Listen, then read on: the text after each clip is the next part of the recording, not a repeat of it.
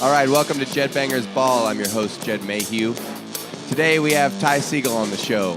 Yep, TySegall. Ty and I made a record together, the Zig Zags full length, and he was a blast to work with.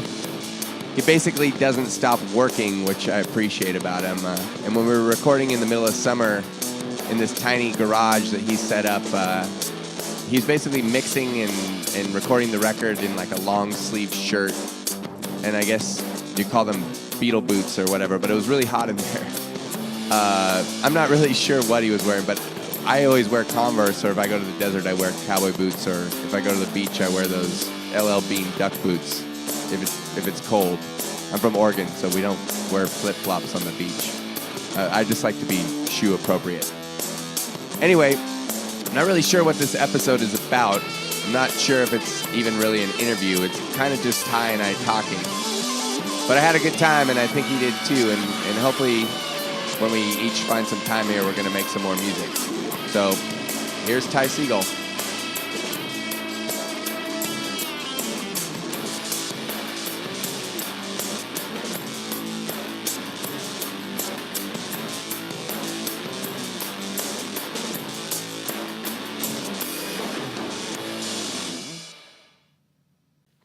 All right, man. So, Jesus fuck, like, you must be, like, totally exhausted. My voice is gone. Yeah, I can tell. Yeah, it's crazy. I think it's as worst it's been in a couple years. It's all Toad's fault. Yeah. Oh, so tell us about, so this is the thing. So, like, Sunday night, you headlined Burgerama. Yes. Which, like... That was trippy. Well, like, how was it trippy? Well, it's Orange County. I'm from Orange County. So it's really weird that there can be something... For me, I don't know. I have such a specific experience. It's like rock and roll wasn't cool when I was a kid. There's like punk was cool, or Right. punk was a thing. Right. Metal Was a thing. And like weirdo stuff, like, Right. The early 2000s kind of like noise punk stuff, I remember when I first went to Orange County, like, to me, growing up, like, I grew up in, like, a trailer park outside of Portland, Oregon, and then in, like, Seattle, like, just L.A. was so foreign in general, but then, like, Orange County, like, didn't mean anything to me. Yeah, it's a weird like leg of LA or something, or like Southern California, you know what I mean? It's this little But, like, we section. got down there, we played this show, and this guy, like, there was, like, a punk rock guy there, and he had, like, charged hair and, like, bondage pants and, the exploited T-shirt and stuff, and we, like, went and crashed with him afterwards, and it was, like, this really nice house on the beach, like, that he lived with his dad, like... Yeah. And he was, like, a teenager. Yeah. And he was just like, yeah, I'm going surfing tomorrow. And I was just like, what the fuck? Yeah, it's trippy getting out of there, because I'm from Laguna Beach, which is like a very affluent town. It's like one of, Newport Beach and Laguna Beach are like the two wealthiest Right. beach towns, So yeah, like moving away and being like, oh, wow, things are a lot different other places. Right. It's totally crazy bubble Laguna Beach. But then you came back, and then it's like... Well, that's why it's so cool to play the Burgerama. Yeah. Because it's like, for me, when I was a kid, it was like, I got to get out of here. There's no one I can relate to. And then all of a sudden, you play this Burgerama thing, and there's 8,000 kids. It's like, what happened? Yeah. It's crazy, like the Burger Dudes, how they've set it up, how much they've gotten kids to come together. It's really crazy. Right. And I feel like that's possible anywhere. It's just that you need those people that are just like super diehards, Yeah. Yeah. You just need dudes that are willing to not make any money for a few years and just like get it together. Yeah. And get kids together. It's kind of amazing. Because I feel like there's towns that like, like a Salt Lake City or these places that at some like for a few years they're rad because it's like who's living there at the time, and then those people move away, and then there's nothing. Yeah, and Orange County is weird. Southern California is weird though because it's like it is a transient, like people move in and out, but there's way more of like lifers Right. that will stay in Southern California than a lot of other cities. Well, I was talking to Josh about it from the Shrine when he was in here, and it was like because he was born in Venice and he lives in Venice now. Yeah. And I'm just like, well, what do you like to do? I like to play fucking rock and roll guitar and skateboard and surf. So like, where is he gonna move to? Yeah. No, I mean that's the thing is like, it's kind of simple. Like moving back here from San Francisco for me, it was like, oh yeah, it rules here. Right. You're like, it's always nice outside. There's the beaches right there. Yeah. I grew up surfing. Duh. Yeah. I don't know. When was the last time you went surfing? Like a week ago. Oh, cool. Yeah. It was fun. The first time I ever went surfing was with Yeah, you. that was good. That was good. I still don't know. Do you remember when I ripped my wetsuit? No. Was that when we went? Yeah. Really? Yeah, this is an embarrassing story, but I feel Not as embarrassing as me stuck in a pile of rocks. That was good. No, this is kind of embarrassing, but it happened. So it's the clench. You know what I mean? Early morning, maybe you were up a bit too late the night before. Maybe you were doing some things you shouldn't have been doing with some friends. Right. And all of a sudden, you find yourself out in the middle of the ocean. Well, not in the middle of the ocean, but you're far away from a bathroom. 50 yards out. And you get the clench, and you got to take care of business. Right. So I was trying to take care of business, and while I was trying to get my wetsuit off, it ripped in half. Oh. So all of a sudden, I just was this crazy dude running down the beach with a ripped in half wetsuit, and it was like this old '80s one that was blue Was it like and a yellow. spring suit? Like was it the shorts? Yeah, shorts and short sleeve. Right. The clench. See, I was too busy in a pile of rocks on the shore trying to see. Have you been? I've been a bunch of times since then, which is rad. And that was the first time I ever went, was with you. Yeah. But I didn't know. I mean, you guys did the same thing I would have done, which is like, like go like, hey, just go figure it out, like as opposed to like sitting there pushing me into a wave or whatever. But the thing I didn't realize, the thing I've since realized is like waves come in sets, Yeah. and you want to wait till the set is over before you start paddling out. Like you can chill. Yes, that's very important. You guys didn't tell me that. No, No, not at all. I didn't think about that. And I also didn't think I didn't know about doing the turtle roll under the wave. The turtle. Yeah. Crucial move. These are two crucial things that you guys neglected to tell me. I don't know why I didn't tell you this. Seattle. I'm sorry. So I'm in a pile of. I'm on your board, which I also felt bad about. I'm in a pile of fucking rocks, and I'm trying to get out of them, and I'm just getting pummeled by every single wave back into the rocks. Whereas if I would have just stood there and held the board up. Could you stand at this point? Yeah, I could stand, but I was I got to get back out to where Ty is shitting his wetsuit. So I'm just paddling furiously in 2 feet of water. Oh man. On rocks. On rocks? Yeah, and just getting annihilated. And I think probably destroying the fin on your board, but I don't know. Maybe it's all right. I think it's fine. Yeah. Old Joe's. What's that? That's the spot we were at. Is that what that's called? Old Joe's. At least that's what I've heard it's called.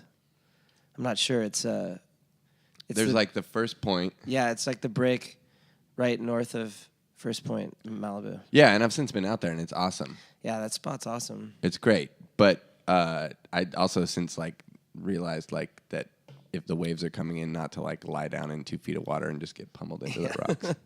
Yes, I also learned the hard way. Yeah, but you were not 35 when you were learning this. So anyways, this is the thing. So Burgerama though, it's okay, for one thing, it's surreal to be like, okay, I'm coming back to my like hometown and I'm like headlining this like huge festival or whatever. Yeah. But also it's like Weezer Day. Dude, it's so crazy. Is that weird? Like, I mean, because Weezer was like a band when I was like in junior high. I mean, dude, honestly, I was like, what is happening? Like, you know, I can't rationally stand there and go, yes, of course we're playing with Weezer. Right. It's like, what? Right. This is ridiculous. Did you go down the first day and see Weezer? No, because I kind of can't be at a music festival like for 2 days in a row. It's too crazy for me. I actually saw you on Saturday night. I don't know why I just asked you Yeah. that question. But we didn't say hi. I didn't say hi to you. Wait, were you at that show? I was at the White Fence show. Yeah.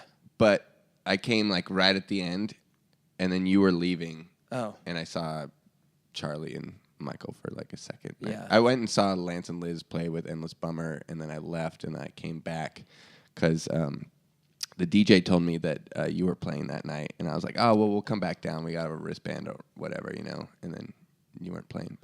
What? But White Fence was rad, though, and I hadn't seen him in so long. Dude, so Sean Paul's back. His brother. Do you know Sean I don't Paul? know. I've met Tim once. Dude, the Presley brothers are amazing. And, you know, that's the thing. It's like, I know you did the record with him, the hair record, and, like, I just, like, I feel like I don't know that band, or people just don't know that band, and maybe I'm wrong. Like, I feel like they're really, like, an underrated band. I think they're, like, the most underrated Right? band. I mean, like, the craziest part about that band is for me, it, like, fulfills both sides of my musical brain, which is like weirdo bedroom style records that are really all over the place and really crazy, and then like a psychotic live band that just shreds and is insane.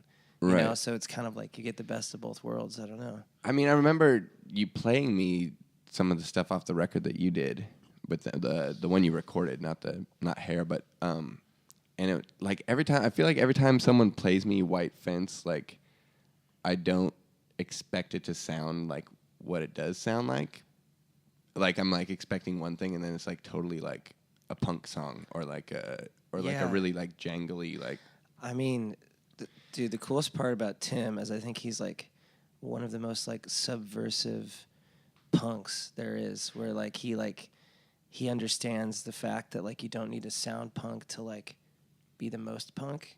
Right. And so he'll like sneak the most punk shit ever in like a Paisley pop song. Right. Or like it's kind of insane. Well, and I mean, I think I avoided like that Darker My Love band because of the name.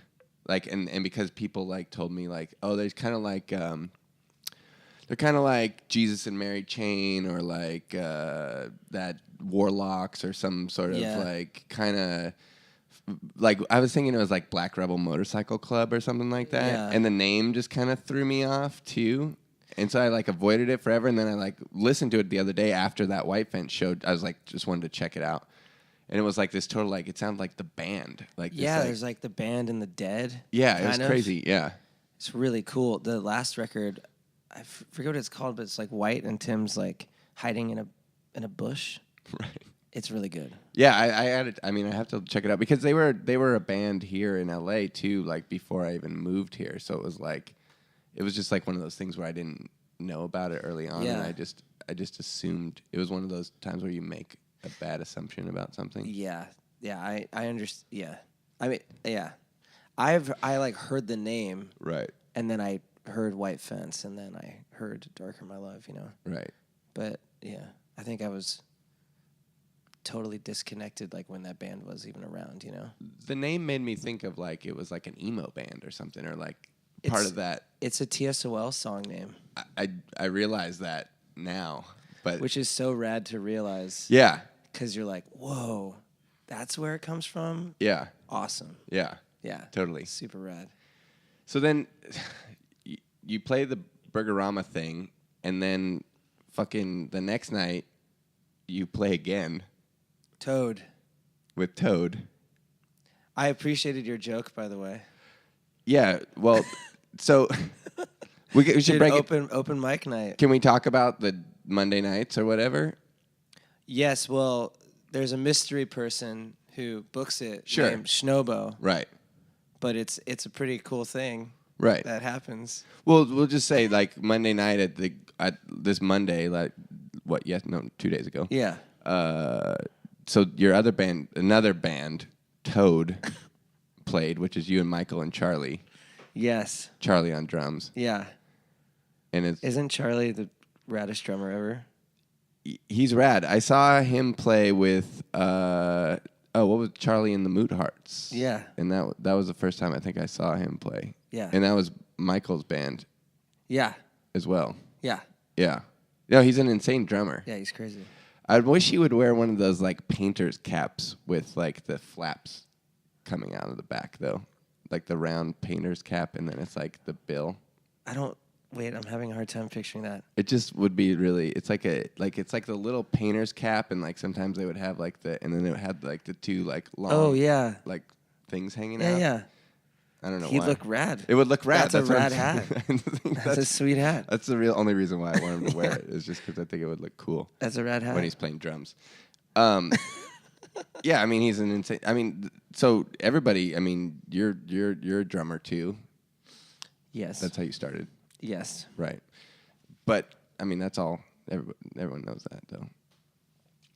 I don't know. I don't know. Yeah. I heard that already Yeah. on something on the internet. Somewhere. I'm sure I said something about that somewhere. But so the Griffin, like, you guys played, and then Danae, your girlfriend's band, Bile, played, which was rad because I dug the fucking. I love chorus on like Dude, hardcore guitar. It rules. I love that sound. Dude, that amp is like so crazy. What amp is it? It's some weird like 90s Fender Twin. Right. And it has like a built-in chorus. like- it's supposed to be like a jazz chorus ripoff or something. Yeah, Yeah. and it even has like gray. It's even gray, like Right. fuzzy gray amp. There was a couple, like, I've seen Ampeg has one, and, like, Crate makes, like, a total, like, stereo chorus. Yeah. Like they're all trying to do, like, a JC 120 ripoff Yeah. sort of thing or whatever. But it sounds crazy on, like, Dude, it's like hardcore guitar. yeah, it's like Void or something, man. It just reminds me of, like, those, Like SOA or something. adolescence, kind of the later, weirder stuff. Like Rick Agnew. Like the style. solo stuff, like Yeah. the Rick Agnew, like All By Myself Yeah, record. yeah. Like it sounded like that. Yeah, like and kind of 45 Grave, Christian Death. Totally. Era. Like the weirder, like later punk. Yeah, the mid 80s punk stuff. Yeah. I love that. It's so bizarre. Dude, chorus rules. We need to bring chorus back. Yeah. That's what I think. I mean, I think it's been around. It's being used a lot. I just think it means. I think what you mean is like in like a heavy application. Yeah. Because it's and like used, metal. Yeah, it's always used in like a very like lush sort of. But Metallica always has chorus on all those clean parts though, True. which sounds amazing. Yeah. But it's kind of subtle though. Yeah. Yeah. Man, I just watched all 3 Paradise Losts. Yeah, they just like a redid week them ago. or they're up again or something. Yeah, they're on Netflix. Yeah. Wow. I haven't had a nightmare in I'd like to say like a month and a half. But that dude's out now. Yeah. But it was like, I mean, I watched the first Paradise Lost when I was in college. Right. Man. Yeah, it tripped me out. It's crazy. Yeah, because it was like on a late night HBO. Yeah. thing. I mean, I knew the whole story, you know, Right. but I don't know why. It's like the scariest movie I've ever seen. The scariest trilogy. Right. Yeah, it's very, very scary. And that, I mean, whatever happened to the dad though? You know, I like was looking it up and you know, I don't think anything happened to anybody Right. else. And those guys are all out now. Yeah. And the one dude's like married to, I think like his like attorney. Yeah, there was the woman that headed the West Memphis 3 like fundraising like awareness committee. Like they were married for 10 years before he got out. Do you remember like those like West Memphis 3 like comps and Yeah. yeah. Like That was so weird to me. It's like like Rollins Band doing a Black Flag song. Right. Iggy Pop on it or something. Yeah, it's crazy. I remember those, So and sketchy. I remember those in the the soundtrack for Gummo, like in the store. Did you ever hear that? No, I mean, It has like Sleep on it and stuff. yeah. I remember that's how I heard about Sleep. Yeah. Was that movie? And that was just so weird, like Yeah. seeing a movie and then hearing like music like that in a movie. Yeah. That like blew my mind at that time too. Pretty rad to, yeah. I don't know that Gummo, or what's the director's name again? Harmony Korine. Harmony. He can like kind of. I'm sure a little piece of him inside is like, yeah, turn some people on to sleep. That's Totally. cool. Yeah, That's super it's rad. crazy. Yeah. Yeah. So Monday night you play. So you go from headlining Burgerama to playing like basically like a neighborhood bar. Yeah. With your buddies. Yeah. Who you like wrote a bunch of the songs with that day. Yeah. So I mean that's what I'm saying though. It's fucking nuts though because it's like you have to drive home from Orange County to like go to bed. Yeah. And then get up the next day after you played for like 8,000 people.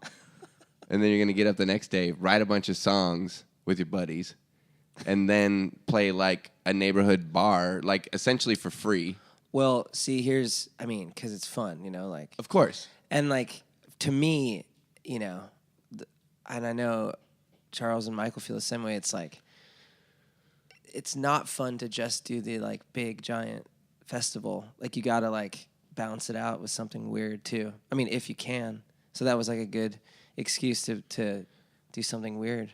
I understand it's fun, but it's like also like watching Paradise Lost on Netflix is like fun too. So like, just like you could do that like another time, not the night after Burgerama. I have a really weird thing where like if I like my girlfriend and I talk about this sometimes where she's like, it's totally fine if you don't do anything today. Right. It's totally cool.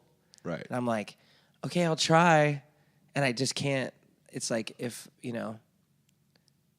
it's like I can't actually go on a vacation for longer than like 3 days because I just start thinking about stuff I want to do. It's kind of unhealthy. I don't know. I mean, I have the same conversation too, and it's like I just feel like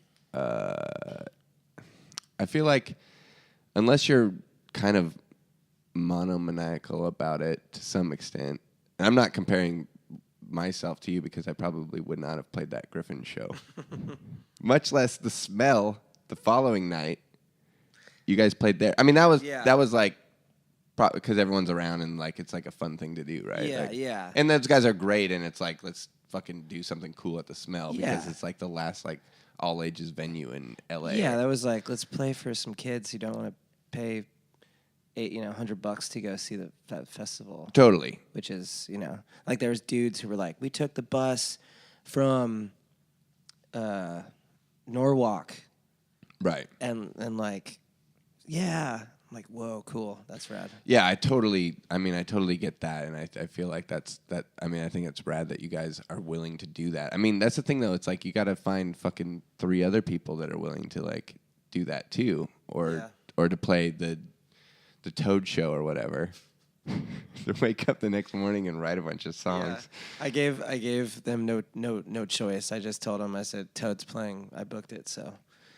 And what they say? Have to show up.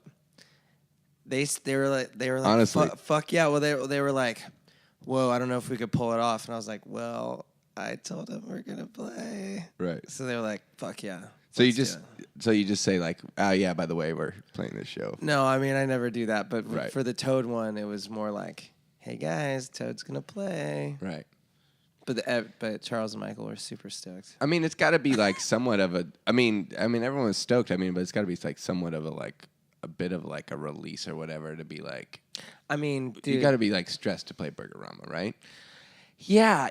I mean, it was awesome to get to play it and then have it go well and be like, okay, cool, that's cool. And the Toad stuff is literally me Michael and I screaming, right, like really stupid shit, like the loudest we could possibly scream, and yeah, it was super fun. Yeah.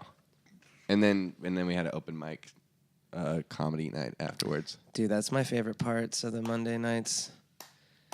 Is the open mic. It gets so far out, man. Yeah. It's. I think I'm gonna try to like see if the Griffin will film the open mic nights. Well, I got a text from Jason, who manages the bar there, the next day, and he was like, "Hey, man, that was really cool. Like, that was really funny. Like, sometimes it's not so funny. Like, that was good. Like," and he's like, "Then you fucking ripped on Ty. That ruled. I love that part." Dude, yeah. I mean, dude, it's like the challenge has been thrown down, Yeah. and you did it, man. I literally got a text from my girlfriend as I was up there, like on the microphone, like saying, "Can we please go now?" Oh no. Because she knew, like, she leaned over to our friend Sean when, like, they said, because I didn't know there was going to be an open mic, and she's like, as soon as there was an open mic, she's like, "Oh no, Jed's going to go there." And I was already, like, sort of muscling myself through the crowd to, like, get up there. And our buddy Sean's like, "You think so?" And she's like, "Oh yeah. Yeah, he's going to be up there probably for a while." And yeah, it was, the first time was good, and then I came back, and I should have left on a high note, but what are you going to do? Dude, working it out. Exactly. We're That's what we were out. talking about originally. Like, I mean, the original idea, right, was like to kind of like be able to work stuff out musically in front of an audience in the sense of like a comedian doing that. But then, Yeah. who's gonna? I don't know. I mean, it hasn't happened yet, like fully, Right. where a band's like, these are all new songs. We've never played them. We've barely practiced them. We're just gonna do this thing. Every band that's played it's been a set, Right. But there's, I think it's gonna start turning into more of that, like Toad or whatever. It's like, oh yeah, we just made these songs up. Like, Right. check it out. Right. Like I want to have whatever happen. Yeah, I mean, I guess bands could play like again if they like are now like working on like a new record or something or whatever. They want to try a bunch of songs out or whatever. Yeah, like I want to do something like, for instance, like approach Wand and be like, okay, I want you guys to play, and I want you guys to write 5 songs on the spot. Right, like that day. At the show. Oh, at the show. Like we're gonna watch you write songs. That's kind of a cool idea. And it'll be really weird. Yeah, I mean, it would be fucking weird. And I think it is harder to, I mean, it's like a weird mind fuck because it's like it's like what you talked about, like trying to work all the time. And it's that same thing of like, if you're an artist or whatever, like a painter or something, and you like don't have any ideas, and you just go down there and you fucking clean the brushes and you fucking sharpen the pencils or whatever until like, something happens. It's like you change the strings on your guitar, you fucking go through your pedals, you like fuck with stuff like, oh, I haven't played through that like weird delay in forever. I'll just fuck with that for an hour until something happens, you know? But like when there's do that in front of people, a bunch of drunk people watching you, like it's a whole different thing. And it's like just like kind of trying to flip a switch as opposed to it like, I don't know. Yeah, I'm really interested to see like, would anybody be even able to write a song? Yeah, I'm sure. No, I mean I think they would. It's like what's the crowd's reaction to that though? Are they entertained by that? Or are they? Yeah, I don't know. I feel like it would be very. Well, fuck them. It's a free show. Yeah. So why not? Why not get in on the ground floor? Yeah. It's like come experience what happens the rest of the time. Flip your like brain around as to like what you're trying, like what you expect to see. What would be cool is to get a band, and it's like, okay, there's a month residency at the Griffin, and we're gonna record all the shows, and take submissions of content, like suggestions. Right. So like, okay, we need some lyrics. Okay, do you like this riff or this riff? Okay, okay, we're gonna work on it. We're gonna talk to you guys in 10 minutes after we're working out this thing. Right. And then record that record, and then it's like an improvised and focus grouped. It's focus group record. Focus group record. Suggestion box record. Yeah, I like that. Yeah, I don't know. I feel like a lot of these ideas, it's just like would be entertaining for me. Yeah, but you know what? That's Nobody else. that's kind of the point of it, right? Like that's always the beginning, anyways. Is like, what am I going to be entertained by, and then, Yeah. or else why do it? Yeah, or like what do you think is entertaining or whatever, and then it might not be entertaining. You might realize like, oh, this is just weird, but that's cool too, I guess. Yeah, like this podcast we're doing. Yeah, This interview. this is a crazy place. You weren't expecting it to be. No, I like really had no idea where we were going. Yeah. At first, I was like, are we doing it in the IHOP? Right. You thought I was doing like an April Fool's thing on you. Well, I just thought like, well, maybe we're just gonna chill in the IHOP and Yeah, and I'm just gonna have pancakes and put a mic in front of record. you. And it's just like sounds of dishes and That stuff. sounds good. That's a pretty good idea. I mean, maybe we'll do in the sense of like what you're trying to do at the Griffin. I'll start doing the podcast from the IHOP and sort of this kind of Robert Altman get all the sounds and Yeah, field recording. Mm-hmm. Yeah, just turn on a compressor Right. and you'll just hear everything. Yeah. Yeah. So after that, then you guys play the Smell the next night, Yeah. and now your voice is just shot, like because you've been screaming for 3 days straight. And actually, it sounds better now it that we've sounds- had some. yeah, I think Beer. a little beer and a little conversation kind of helped it out. We also have all these like marijuana lotions that they gave Yeah. us before we came in here. It's good. What's the lip balm say? Is it Lip Buzz. lip buzz? It's lip balm with THC in it. I'll talk about it when we do the yeah. intro or whatever. So, all right. So now, I'm scared to try that stuff, man. yeah, I would give it to Danae first and see what she says. That's what I usually do. Yeah. I give it to Jess and see because she has a higher tolerance than I do. So, and you just finished recording a record with La Luz. Yep. It's done. It's done. Yeah. Is that the first record you did this year? That's the only record I like recorded for someone. Right. Yeah. Yeah, it was fun and sketchy. Sketchy. I told you about the whole permit problem with my No. garage. But you just moved and you just started to you built a new studio basically. Well, we were like literally 3 days away from putting up like the double doors. Right. So we had For like sound. Yeah. So we had, built a room and a room, and I had extended one of my walls of my garage like 5 feet. So it was like a major situation to do, Right. And walls and wall in front of wall, roof below roof, room in a room. Did the whole thing. And I stupidly didn't, I was like, oh, we don't need to do permits, which is so stupid. Right. But a lot of people, I talked to so many people, and they were like, oh, we didn't get a permit. Right. We didn't get a permit. And, there's this dude that lives across the street from me diagonally. Mm-hmm. I've never met him. And he's the sketchy neighborhood lurker that calls the cops Right. on you Ugh. if you do anything. Right. So he called the cops on me and ragged that I was building a studio. And it's like, dude, I'm doing this so you don't hear me playing the drums. That's the worst. But I understand neighborhood protector. I understand the neighborhood protector, but it's just a waste of time, Yeah, I mean, waste of energy. And then so we had to knock down the whole thing. right. We had to knock down all the walls inside so that they could inspect it. Ugh. And then we got the permits, and then now we're a week away from finishing. But it's it was so hard for me to not walk over there and be like, dude, why didn't you knock on my door? It's so brutal. I know.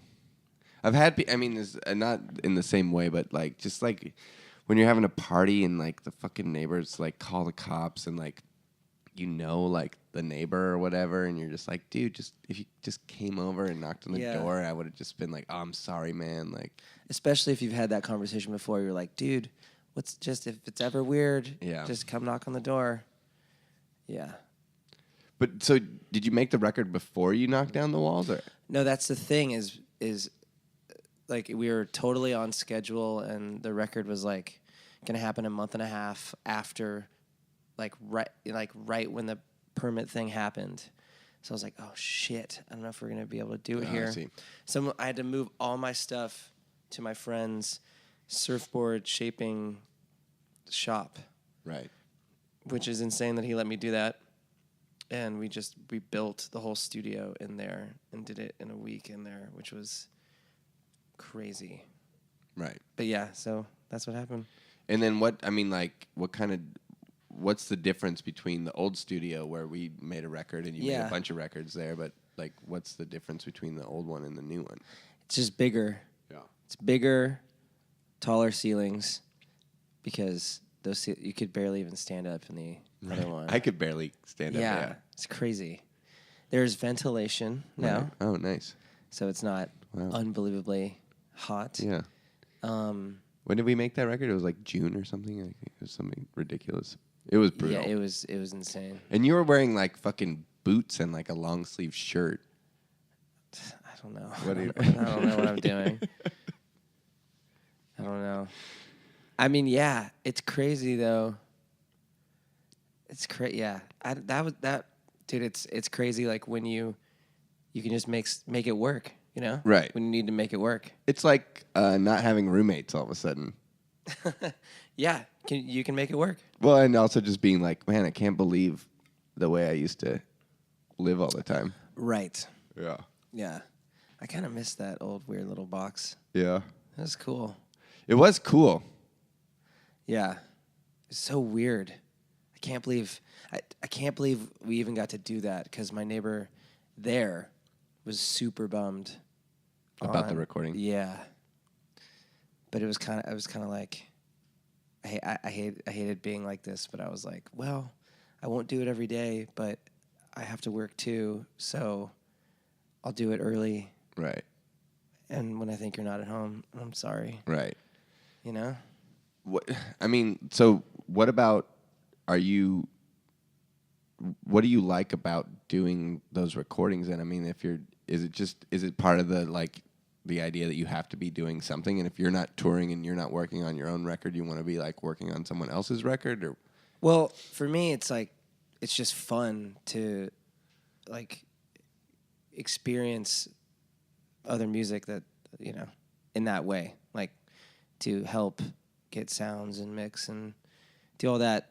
It's really, really fun and it's really interesting. And also it's rewarding and fulfilling in a totally different way. And for me, I always like get a new perspective or insight of how songs are made or how a record's made when I'm watching someone else do what they do. You know? Yeah, I always think about it like for like when actors are always like, I want to direct, Yeah. And then like it's kind of like more like the understanding of like the movie, how it's made. Yeah. No, it teaches you a lot, Yeah.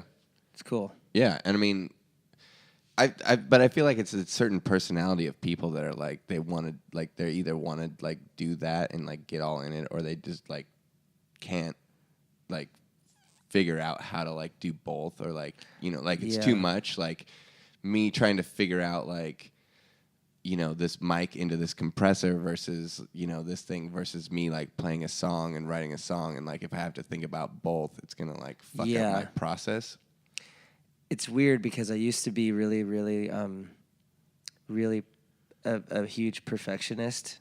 Right. And to a certain degree of like sounds and mixes and like I drove myself insane. And I used to be that kind of a dude who was like, I can't do both of these. It's driving me insane.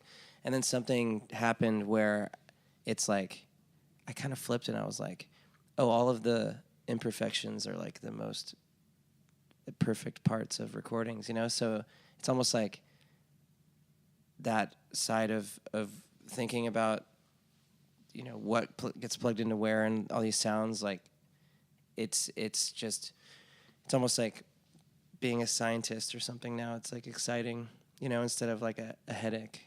Right. Because it used to be like insanely bad. Right. Yeah, super frustrating. I understand that. I mean, it's like in the sense of like you're interested to see what comes out as opposed to like trying to make something fit in what you think it should sound like. Totally. It's almost like a scientist. Yeah. Well, it's like, the idea that like the thing will lead you in the direction it needs to go. Right. So you just let it go where it's going to go. Right. You should and you'll obviously steer it if you think you need to. Yeah. But like, it's like a very like it's like we're just making analogies now. It's like letting the knife do the work, Right. Yeah. Being heavy-handed, but not. I don't know. It's weird Zen. Yeah. Sort of. It's like scraping the rocks into. Interesting. Yeah.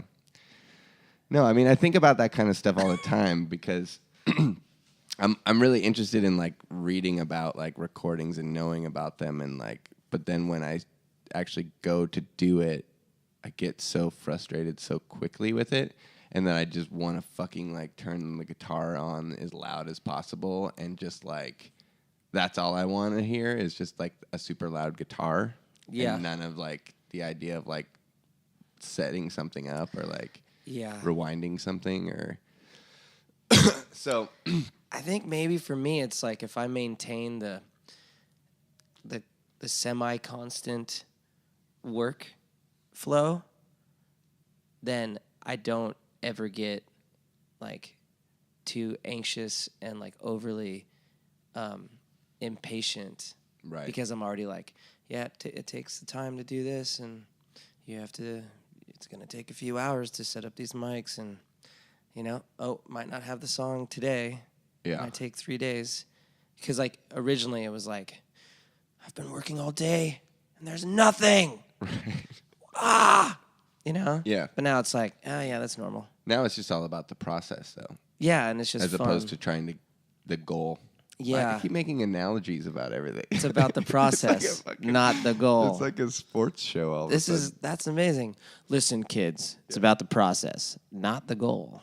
No, I get that, though, because it's like, I get that, and I feel like maybe that's just something that happens with age because when you're younger, you're like, oh, I totally want this thing now, and I want this thing. And now it's like, if you don't do the work, I personally start to feel like anxiety if I don't feel like I've put the work into something. Oh, yeah. No, if it's like the same, it's like cheating on a test where you're like, oh, my God, I have to look at this person's paper Right. next to me. Right.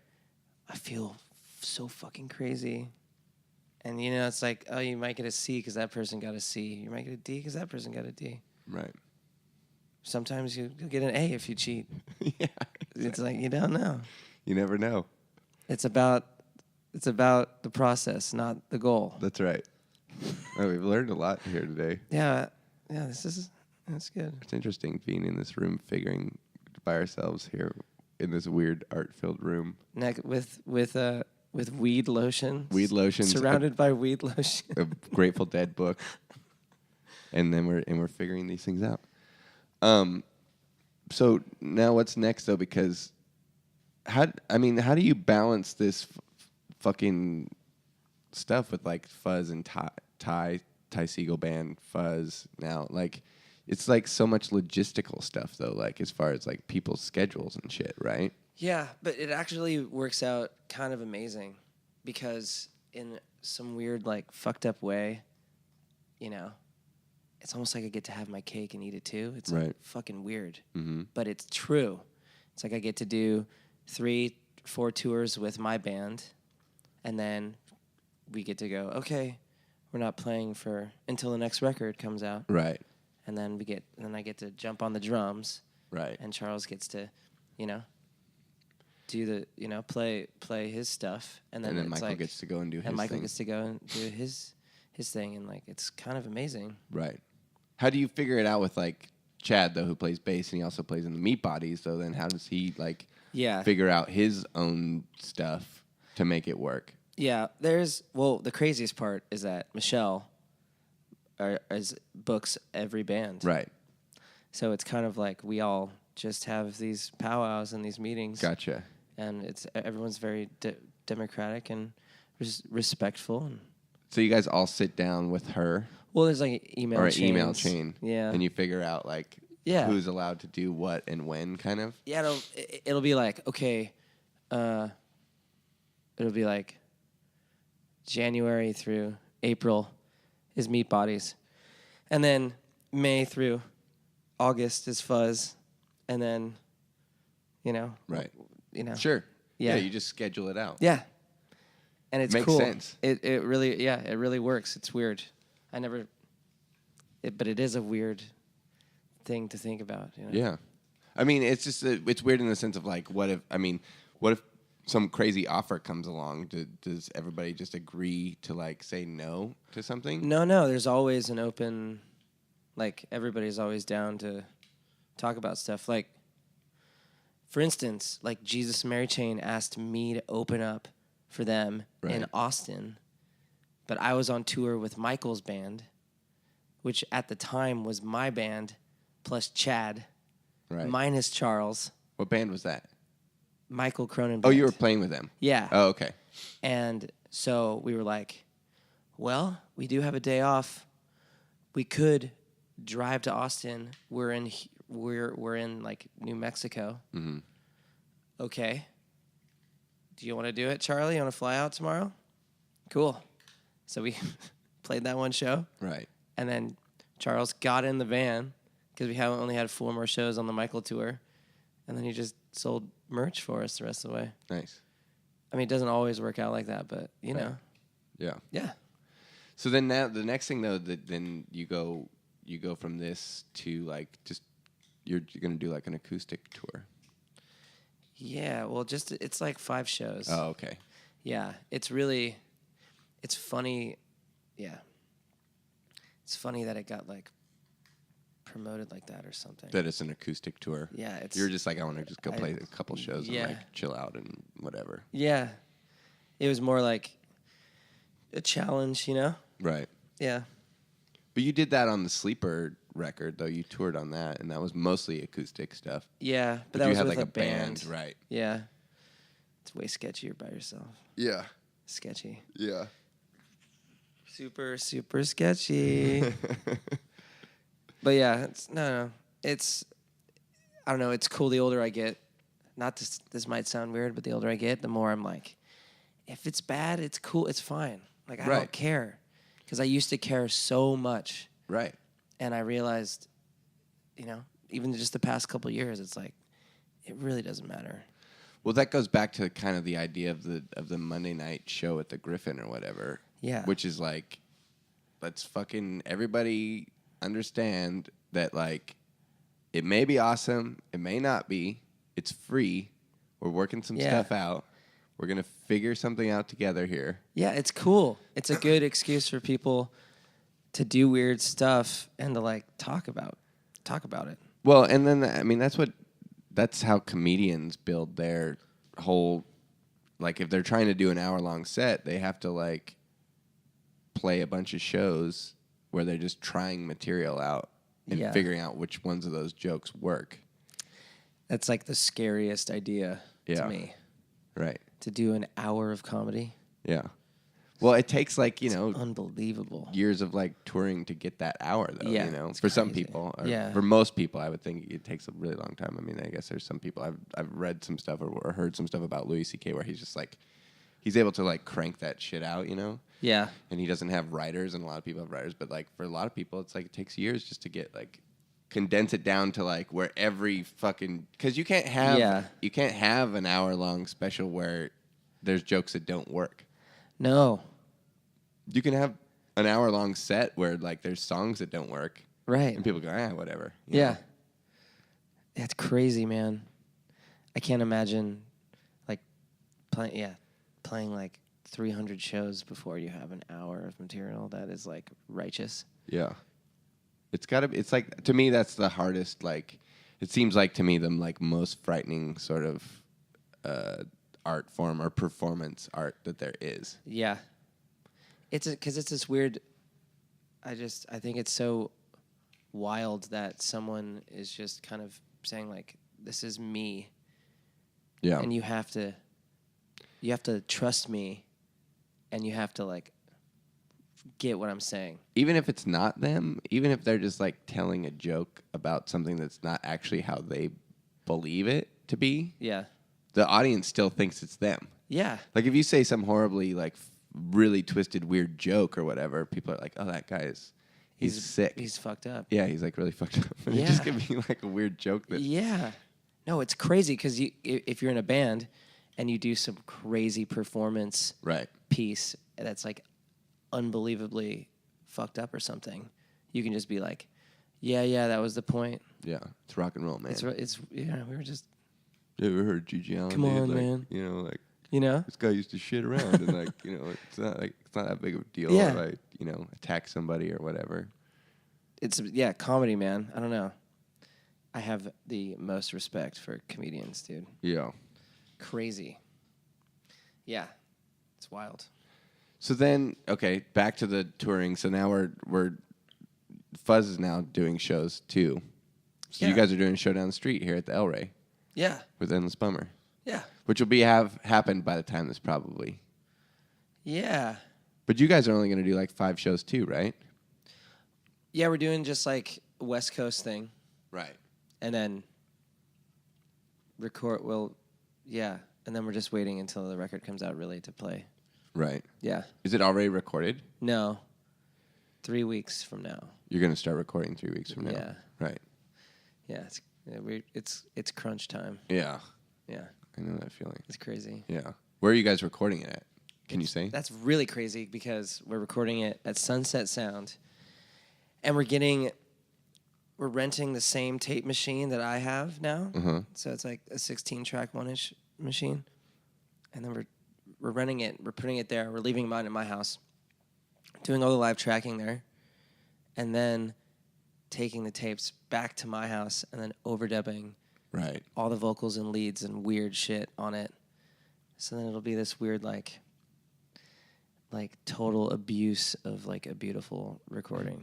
Right. You know, like right. it's something you're not supposed to do. Right. Which is really exciting. Yeah. Why did you guys decide to, just because of the space in the live room there? I mean, to be honest, we were like, oh, we got to go somewhere and just get amazing, huge live sounds and then destroy them at my house later. And everyone was like, yeah, that's awesome. And then we went to Sunset Sound, and like the dude was like, yeah, man, this is where we mixed Led Zeppelin 2. Right. This is where we recorded. Or like when he just kept going, and we were like, let's do it in this room. I was like, yeah, it was like literally looking around at everybody, and it was like, yeah, dude, they did Led Zeppelin 2 in here. We should record in this room. Yeah. It's like, what, you're going to argue that? It was like, yeah, okay, cool. Like, cool. Of course. It doesn't even mean anything at that point. It's just like, yeah, all right. Totally. Perfect. Yeah. And the craziest part is they didn't record it in that room. They mixed it. They mixed it there. So I think after the fact, we were like, wait, okay, that's still cool. They were just, at one point, they were hanging out in this room. They were standing in that room. We were like, yeah. Oh, dude, we should probably record it in this room. Yeah. That's funny, man. Yeah. I love the like the engineer tour guys. Dude. They're so rad. I love the studio guys, man. It's the best. Like that guy was like, yeah, so this is where Prince recorded Purple Rain, and this is where his bed was. I know you might know that scene I'm talking about where he was just laying on his bed for a while in the movie. We're like, yeah, whoa, that's crazy, man, crazy. And then he's like, I think they mixed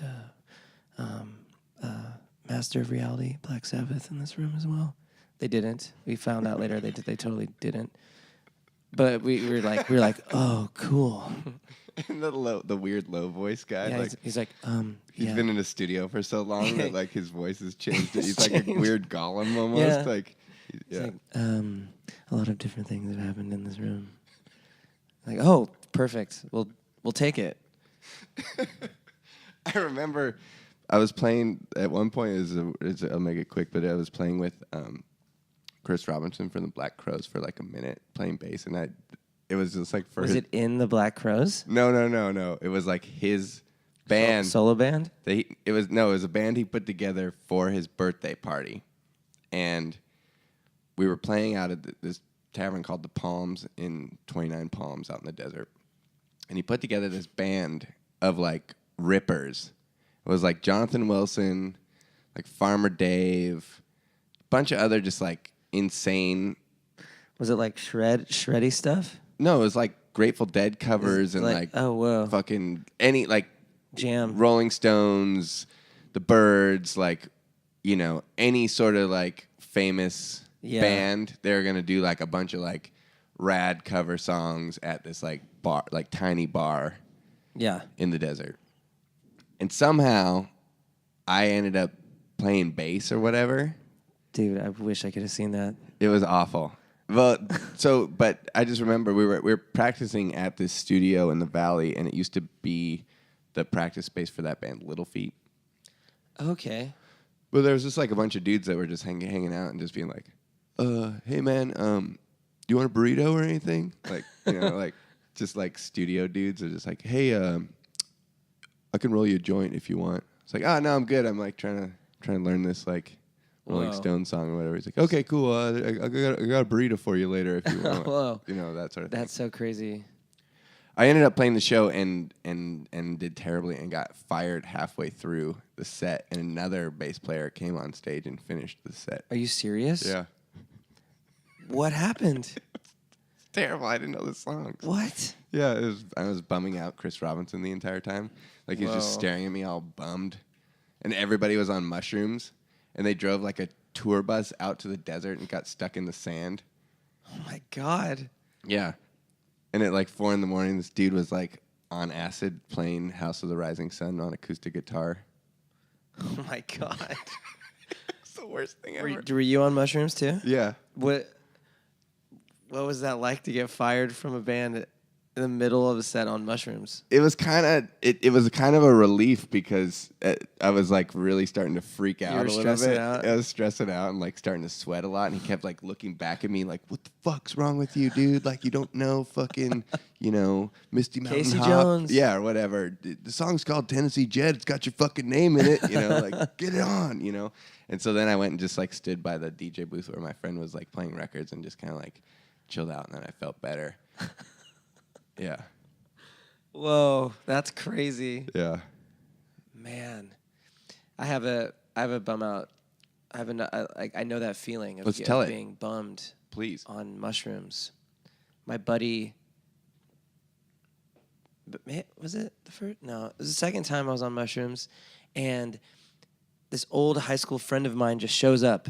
Like, we're walking through Golden Gate Park, and he just is walking through the park, and it's me and the Dave and Andrew, who were in the Nutritional Fools with me in San Francisco.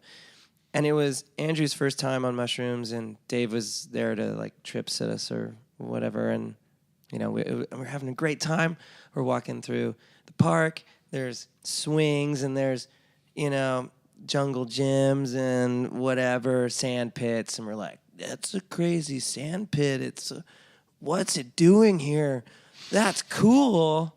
You know, this is great. And then so we're walking, and like this dude shows up, and I'm like, whoa, where did you come from? He's like, I don't know. I'm just walking through the park.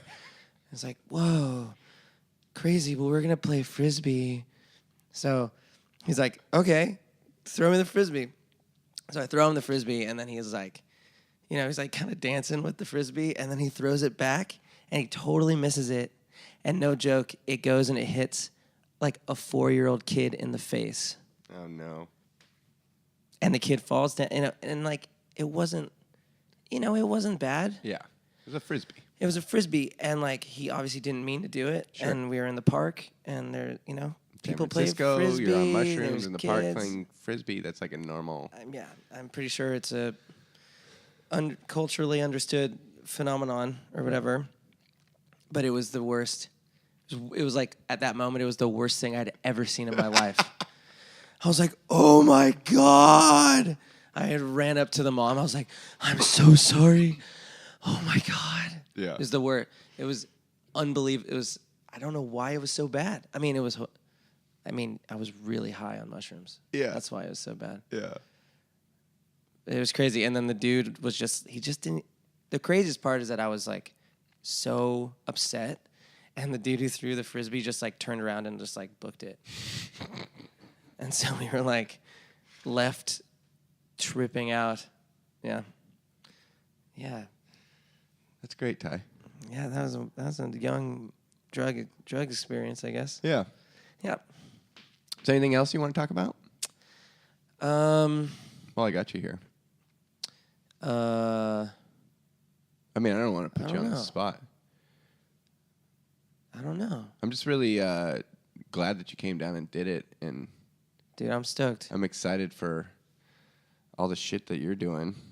Well, I was talking about you on the podcast, this other interview I did the other night about my band, and they were like asking about like what it was like to record a record with you.